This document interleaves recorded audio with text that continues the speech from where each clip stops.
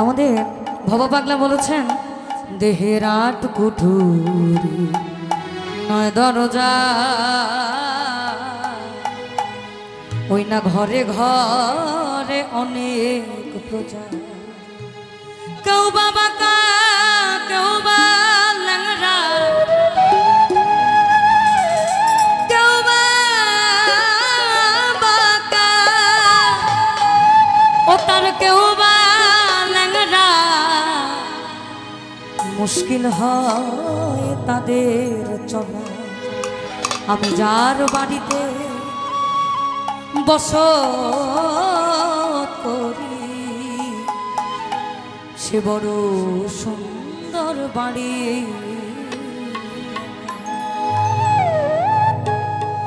এই ঘরের কেবা ঘুমায় কেবা জাগে, ওরে মা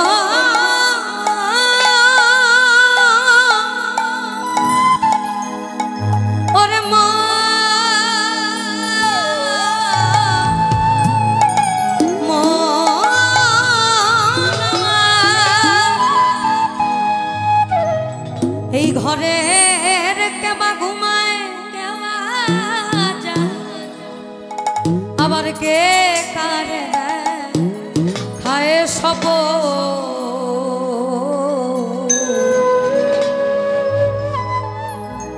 এবেলা তোর ঘরের খবর জেনে নে রে মন রে, এবেলা তোর ঘরের খবর জেনে নে। ঘরে কেবা ঘুমায় কেবা জাগে, কেবা ঘুমায় কেবা জাগে, কে কার দেয় খায় সপ। এবেলা তোর ঘরের খবর জেনে নে রে মন রে, এবেলা তোর ঘরের খবর জেনে নে রে মন।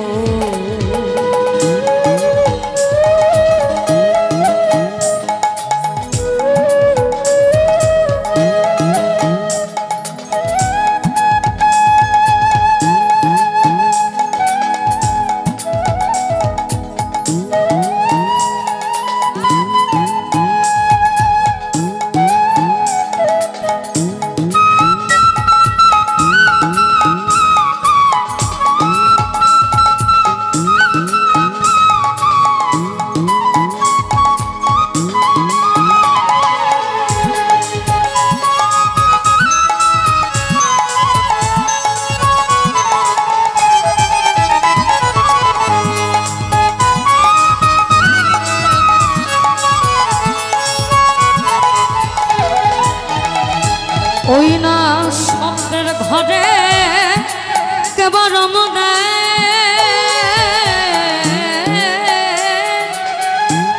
নিঃশব্দে কে আছে সদা, শব্দের ঘরে কেবল নিঃশব্দে কে আছে সদা। যেদিন হবে মহাপ্রলয়,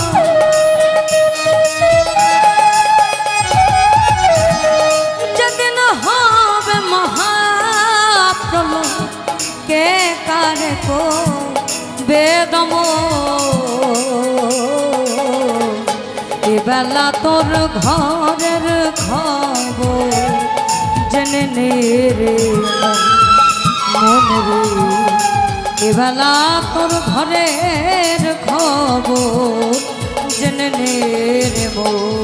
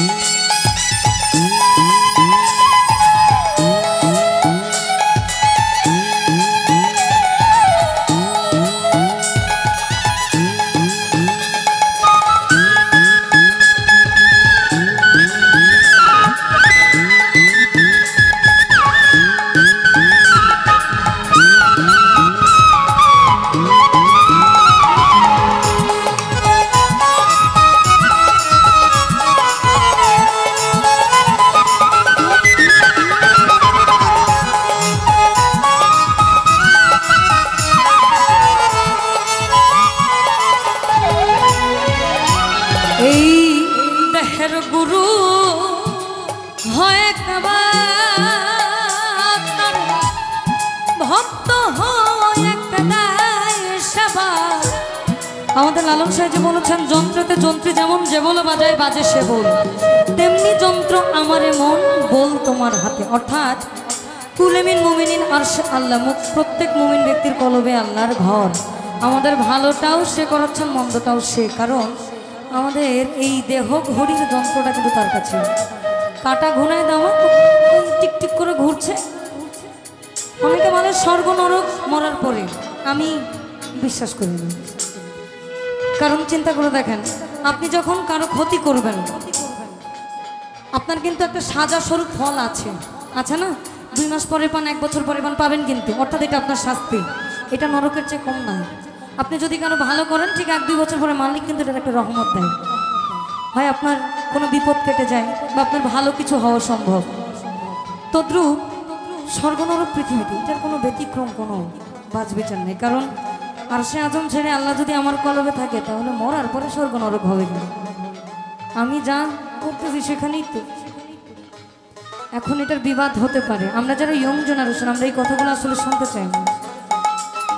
কেন চাই না? আমাদের শরীরে রক্ত গরম, তো যা দেখি তাই ভালো লাগে।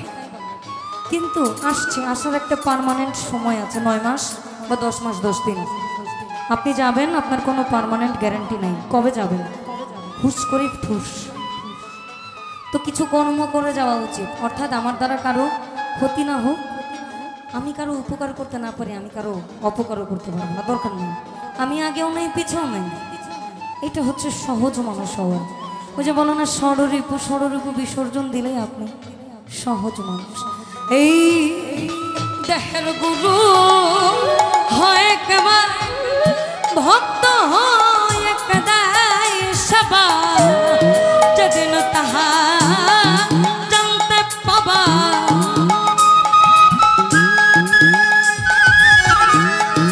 যেদিন তাহা জানতে পাবা, কুলের ঘর যাবে তখন। এবেলা তোর ঘরের খবর জেনে নে মনরে। এবেলা তোর ঘরের খবর জেনে নে।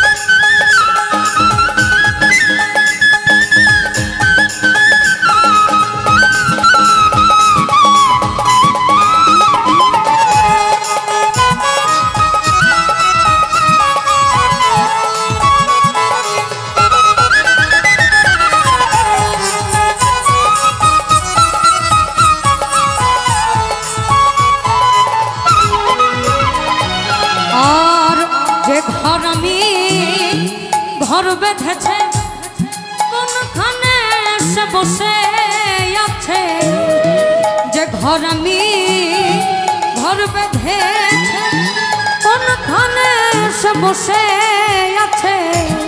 সিরাজ সাইকর তাই না বুঝে, ওরে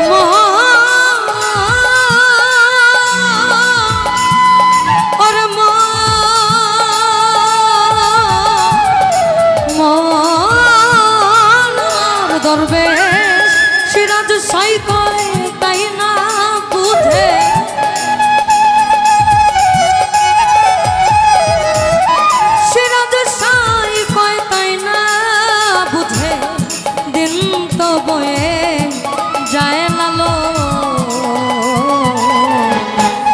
এবেলা তোর ঘরের খবর জেনে নে রে মন রে, এবেলা তোর ঘরের খবর জেনে নে রে মন। লালন সাইজি বলেছেন